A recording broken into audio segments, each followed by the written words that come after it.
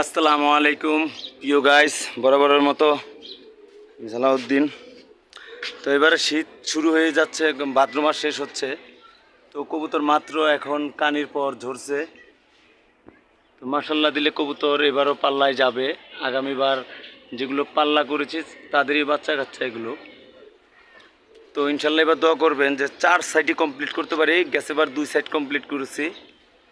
তো আপনাদের দোয়াই আমাদের কামনা।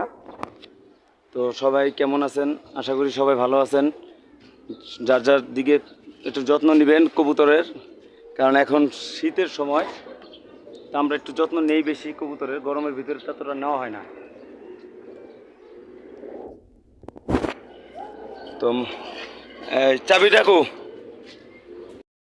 করবো বরাবরের মতো। এখনও 0 পরের বাচ্চা আছে, কিছু বাচ্চা অসুস্থ অবশ্য, আবার নতুন করে থরে ফেলাই দিছি।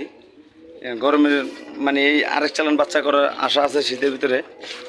তো এগুলো এখনও দর্শক ক্লিয়ার হয় না, হইব কিনা তা জানি না। এখানে কিছু কবুতর আছে আপনার।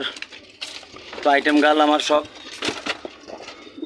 এবারের বাচ্চা, এটি লাস্টের চালান।